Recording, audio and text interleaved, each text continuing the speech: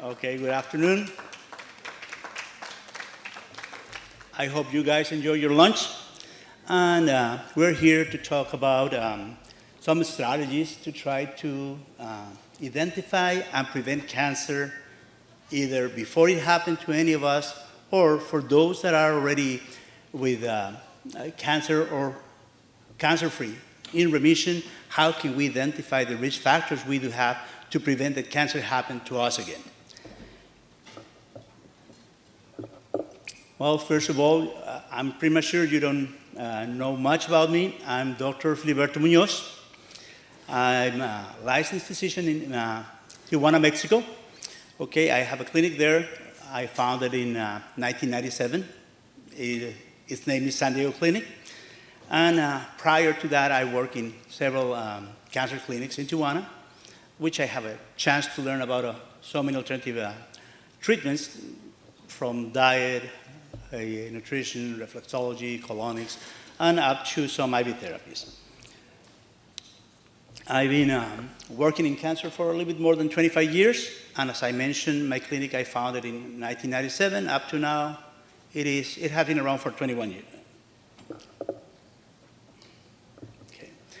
In order for me to help you to understand why we have to do prevention, we need to know why we are going to do it, and we need to understand what cancer is. First of all, in easy words, cancer is a uncontrolled cell growth, which means we have a normal cell in the body that was affected by many stressors, many risk factors that came all them together throughout many years, and that cell lost the path and started to grow with no control. That is, in easy definition, what cancer is. There, we know that cancer can grow basically in every single tissue in our body. We can have cancer in our breast, prostate, colon, skin, eyes, brain. It goes all over.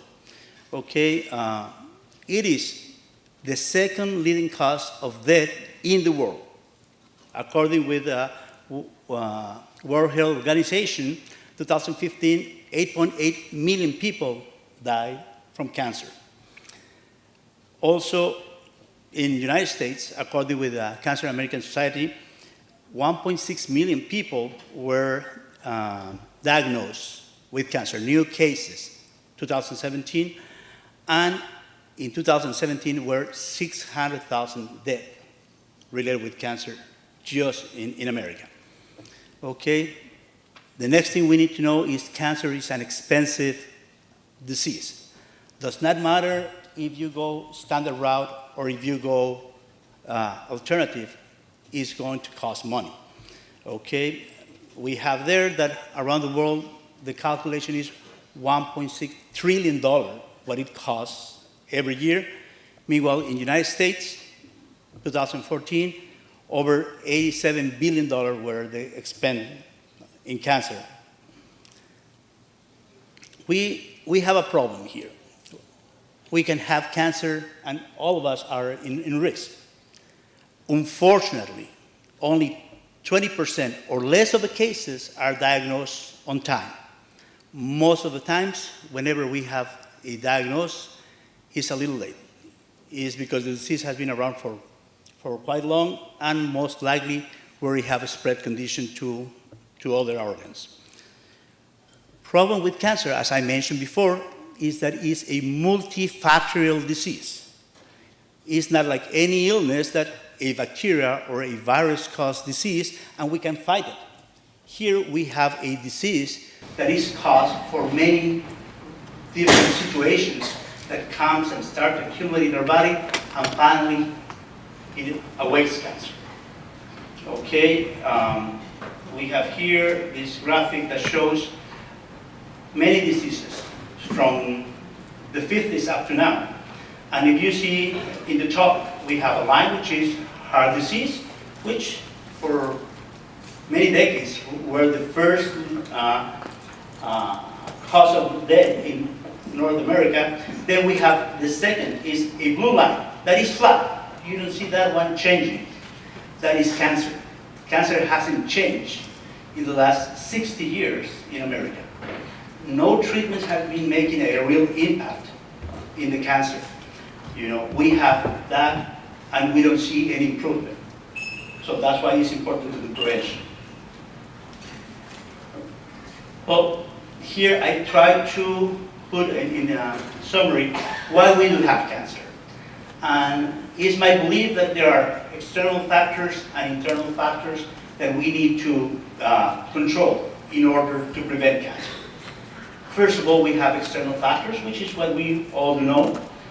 From diet, which is the cornerstone, perhaps the most important thing we need to start to improve, to behavioral risk that goes about where do we work, what is where we are around, if we are in a pollution area, something like that. Of course, environmental stressors, from pollution, bad energy, bad habits, alcohol and tobacco. Both have been proved to be main stressors for our organs, and they lead someone to develop cancer.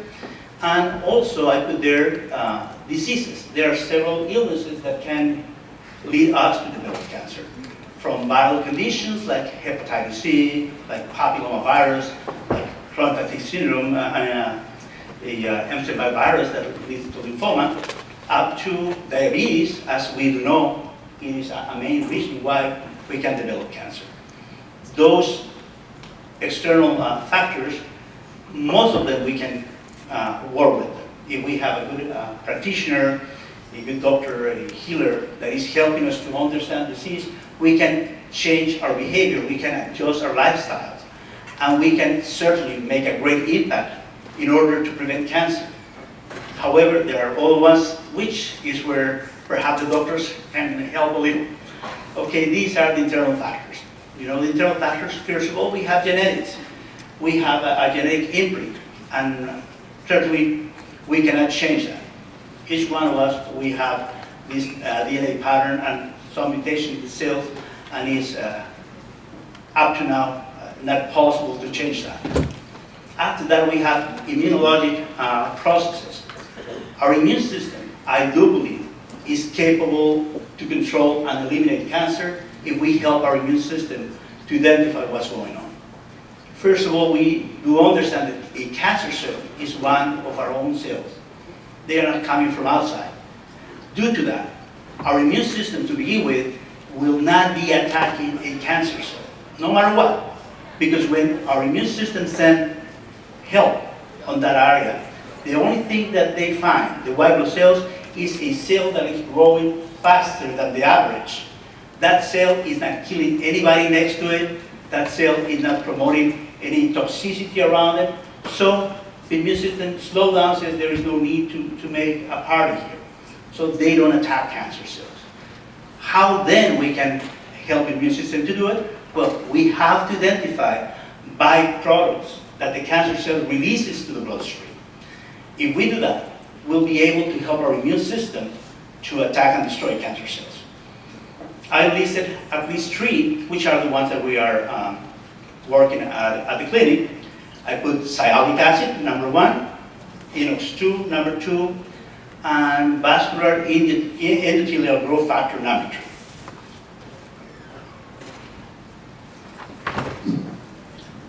What we have here is an example of a blood test that we do at the clinic. This blood test called Platelet culture test, or PLQ test as just initial, is a dark field microscopy test developed several years ago for those 2 gentlemen there. I cannot say those names, but you can read them. Okay, well, they identified that if we could take a sample and culture these blood, we can identify changes in the cells that we can identify in our blood. These are red blood cells, white blood cells, and platelets. The changes that happen on the cells that we are observing day after day after day, we have a culture, a classic one of 72 hours. Well, the changes that happen in those cells will help us to identify the tendencies that we would have about all those illnesses that we have there. From platelet agglutination with this tendency to have blood clots and that can lead us to have from stroke, heart condition, up to cancer. Why? Because cancer is a prothrombotic disease. It's a disease that will stimulate this platelet to promote thrombosis, up to identify renal problems, kidney problems, liver problems, benign tumors, and of course cancer. You know, we can identify even before we have a tumor that our body cells will be suffering some changes in its morphology, in its form, and that will help us to identify what's going on and to give treatment before a disease happens.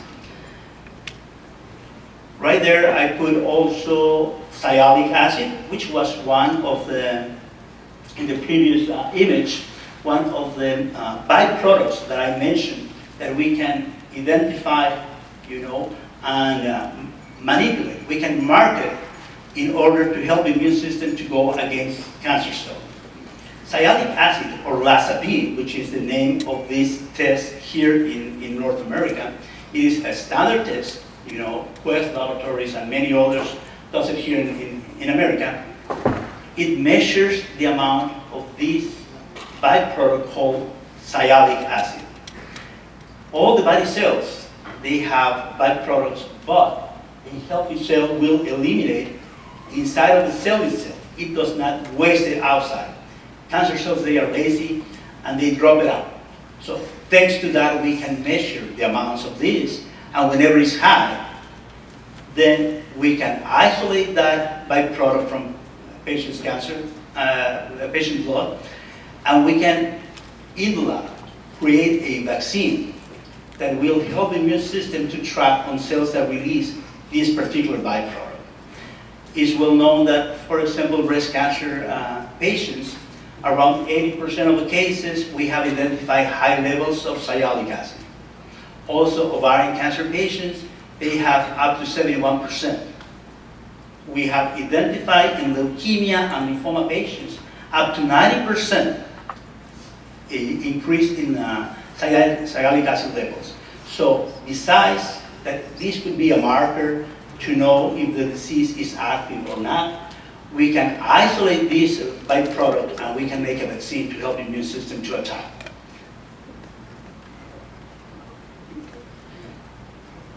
Next thing that we're going to talk, and this is to me very important, is about a protein called INOX2, or INOX2.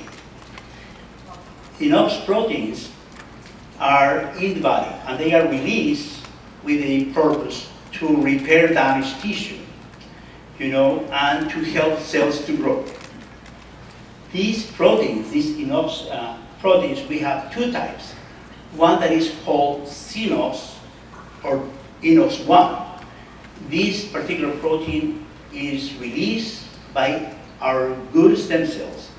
And whenever we have a problem, whenever we have a damaged tissue, this INOX1 goes and helps the cells that are suffering to repair themselves, you know, and grow again. Whenever this healing process happens, the benign stem cell stops the production of INOX1, and that's the way that stem cell helps us. In the other hand, we have a different INOX called INOX2 or TNOX. We put that is the bad guy. INOX2 is the same protein, differs in 20 amino acids from INOX1, and it makes exactly the same effect in the cells. The only problem, this is like an addictive protein.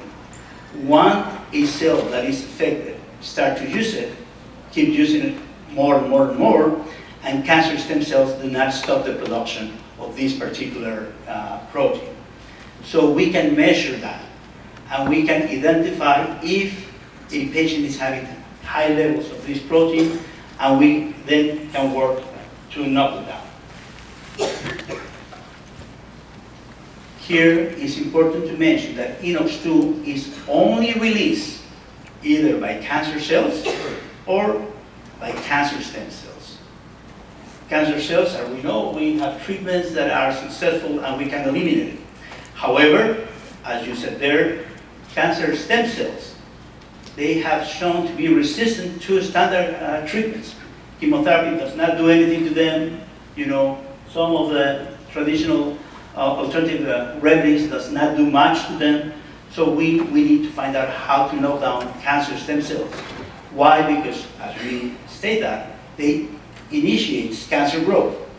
If we do not have cancer, if we have stressors, if I'm a smoker, if I'm a drinker, if I have papillomavirus or hepatitis C, perhaps what makes the difference in order to develop tumor is that these cancer stem cells range.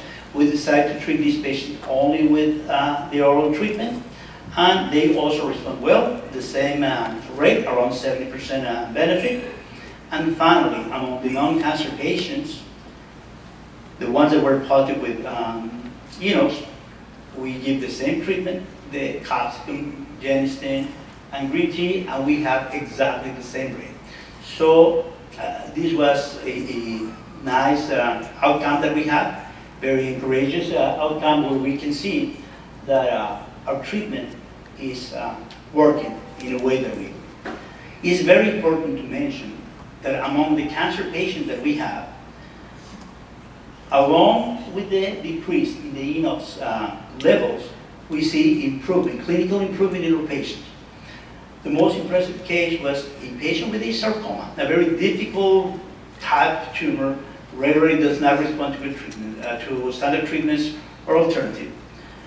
This was a patient that we were treating for 3 years and always relapsed with cancer within 3, 4, 6 months, having surgeries at home, going to the clinic. Long story short, we took the Munoz. He was patient 0, you know, the number 1 case, with a score of 590. Our normal levels goes from 0 to 30. And he was 590 picograms per milliliter. We decided to put him on treatment with vaccine and the supplement. After 6 months, we dropped the level from 590 to 310. Of course, we invited him to keep going, even though the study finished. We said, Russ, it worked to keep working on this. So, of course, he liked it, and we keep doing it. After a year, that level went down to 110. But more impressive than that is that it was the very first time for a year that this patient does not relapse with the tumor again. So we were happy that that happened. Well, we keep approaching the same way. He came to visit me last January. We saw the Super Bowl together, and we were enjoying that he was cancer-free and his Munoz level dropped to 50. Still, we're working on it. But that is one example that I can tell you about this research we're doing, and I'm really hopeful and excited because I think that we have a good tool, perhaps not the best, but a very good tool to identify and to help patients that are suffering from cancer. We can help patients that they did have cancer and now are in remission, that we can keep helping them. And important, that we can help people that think are healthy, but perhaps they are in risk and they don't know. So that is the important part here. Up to now, I talk about what we have done, but we are always trying to find out new things. So one other factor that we have identified is a vascular endothelial growth factor. Why this is so important? Because most solid tumors, they have the tendency to develop new blood vessels, something called angiogenesis. And we know that if a tumor has a way to develop a new blood system, they can be nourished, those cancer cells can be nourished and they can grow and spread to other places. Well, the same thing we can do. We can identify when the vascular endothelial growth factor is high. And right now, we just begun to make a product. And at least the first thing that we have seen are highly promising. We have one patient, only one working on this, and someone that has a high angiogenesis in a solid tumor, prostate and bladder, and that has reduced around 80% after 3 months treatment. So perhaps next time we'll talk about it. Right now I want to say gracias to all of you, and There is people that help me. All those people are behind me and supporting the clinic. Thank you very much.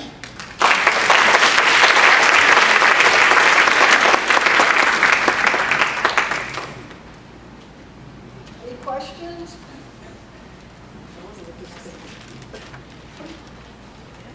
Question? Thank you, Dr. Munoz, for your presentation. That's very exciting. Can you hear me now? Normally I can project, but it helps if the mic is on. Thank you much. In terms of the green tea, capsaicin, and genistein, are you able to give us dosages? And is it pure green tea or the EGCG out of the green tea? Do we know which component? Is the genistein from soy?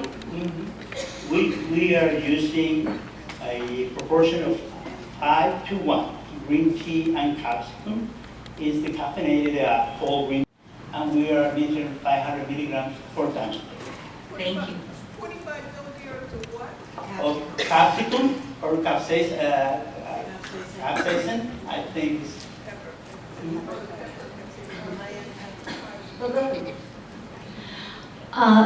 Some of us that take the cancer tracer tests don't show up repeatedly. Does everyone show up on the blood tests you're talking about?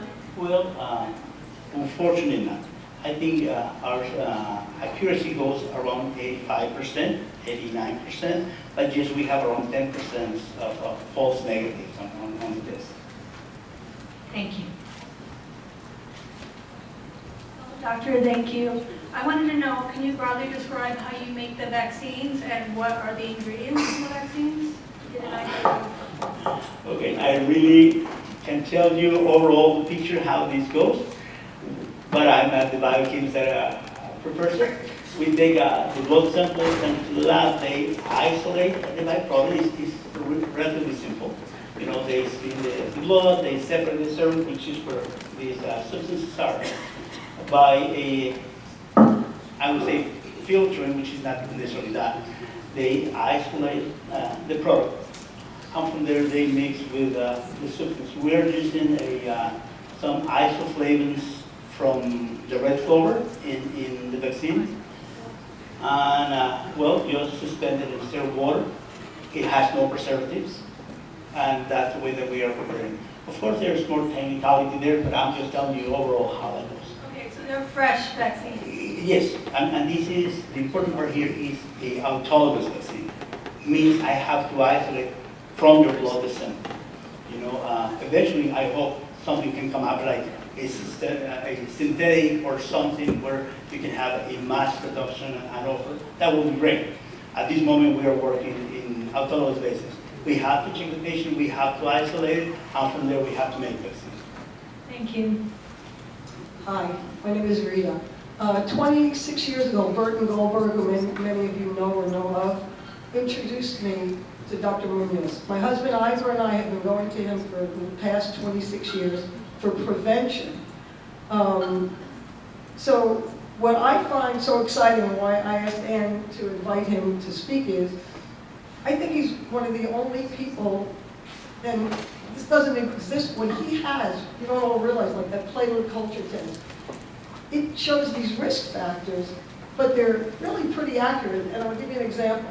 12 years ago, the only years I was pretty good, like my mycoplasma was raised, maybe 20 years ago, I did the Mycovac vaccine, went back to normal, and I was at an increased risk of getting cancer. But about 12 years ago, I did the platelet culture test. It showed my mycoplasma levels were high, the sialic acid level was high, a lot of inflammation. What it shows is, and he could maybe describe it better than I can, but it shows, it's a regular ultrasound, but it has this new technology that shows if the mass, like you may feel something, you say, oh, maybe I have cancer. It shows if it's malignant or it's benign, and it's pretty accurate. So that one, and I've been going to Arturo as well all these years, he said, last year you were pre-malignant. This year you're pre-malignant for breast cancer. And all the levels in the platelet test shows I was high risk. I did tumor markers, they were high risk. I did a thermogram, it was high risk. So I didn't have a tumor yet, but everything pointed to getting cancer. So he said, don't worry.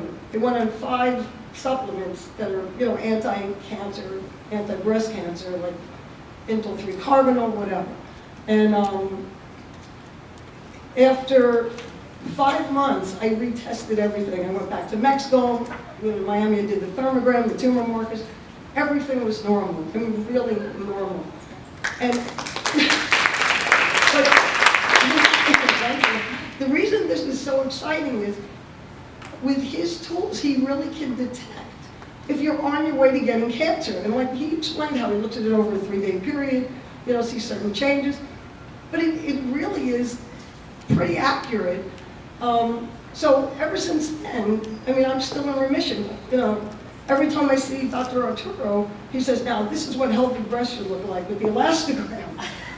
Even my friend Nellie, who does thermography in Miami, she said, Rita, you're my only patient who has really normal, healthy breasts. But I get checked every year. I go to him once or twice a year, do those tests. I mean, if Dr. Arturo's not there, I wait till he's back from vacation, so I get everything done. And now with this Enox test, let me tell you my husband's story real quick. Sorry. He's been going all these years, but he's a guy. He likes meat. He likes sugar and junk. But he eats healthy in the house and cheats on the outside. It's very common. So anyway, after all these years, he would do